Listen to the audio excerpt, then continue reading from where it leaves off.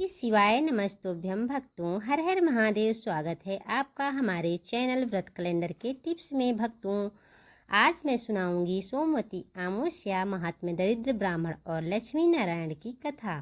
भक्तों, सोमवती अमावस्या के दिन भगवान विष्णु और माता लक्ष्मी की कथा सुनना जीवन के सभी दुखों और दरिद्रता को जड़ से समाप्त कर देते हैं।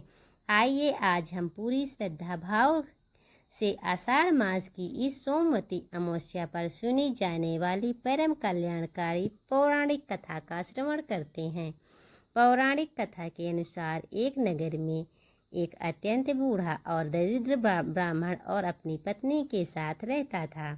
वह ब्राह्मण स्वभाव से बहुत ही सीधा, संतोषी और भगवान का परम भक्त था, परंतु उसके घर में इतनी घोर दरिद्रता थी कि कई बार उन्हें 2 वक्त का भोजन भी नसीब नहीं होता था। ब्राह्मण दिन भर भिक्षा मांगता, तब कहीं जाकर उसके घर का चूल्हा जलता था। एक दिन उस ब्राह्मण की पत्नी ने अत्यंत दुखी होकर अपने पति से कहा, हे स्वामी, हमारा पूरा जीवन इस गरीबी और तंगहाली में बीत गया है। हमारे भाग्य में सुख और अन्न का एक दाना भी चैन से खाना नहीं लिखा है। क्या हमारे इस कष्ट का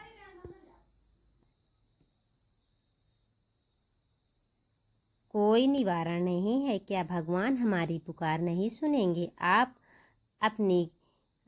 पत्नी की करुण पुकार सुनकर ब्राह्मण का हृदय भर आया और अपनी पत्नी की सांत्वना देने के लिए पास के ही एक प्रसिद्ध मंदिर में गया, जहाँ भगवान लक्ष्मी नारायण की अत्यंत दिव्य प्रतिमा स्थापित थी।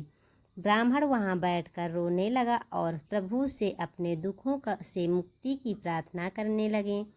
ब्राह्मण की सच्चाई और निश्चल भक्ति देखकर साक्षात जगत जननी माता लक्ष्मी और भगवान विष्णु अत्यंत प्रसन्न हुए। माता लक्ष्मी ने एक बूढ़ी ब्राह्मणी का रूप धारण किया और उस गरीब ब्राह्मण की पत्नी के पास उसके घर पहुँचे। बूढ़ी ब्राह्मणी के रूप में माता लक्ष्मी ने ब्राह्मण की पत्नी से कहा, हे सुभागे, तुम इतनी उदास क्यों बैठी हो? तुम्हारे जीवन के दुखों का समय अब समाप्त होने वाला है। ब्राह्मण की पत्नी ने हाथ जोड़कर कहा, हे माते, हमारे घर में दरिद्रता का वास है। कृपा करके मुझे कोई ऐसा उपाय बताइए जिससे मेरे पति को भिक्षा न मांगनी पड़े और हमारे घर में अन्न धन की कमी दूर हो जाए। तब माता लक्ष्मी ने मुस्कुराते हुए कहा, पुत्री, तुम आने वाली सोमवती अमावस्या का व्रत पूरे विधि विधान से करो।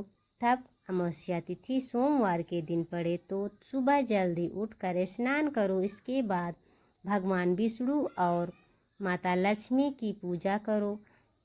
इस दिन पवित्र पीपल के वृक्ष की 108 बार परिक्रमा अवश्य करना। चूँकि तुम गरीब हो, यदि तुम्हारे पास परिक्रमा में चढ़ाने के लिए फल या मिठाई न हो तो तुम धान के दाने, मखाने या मूंग के दाने रखकर भी परिक्रमा कर सकती हो।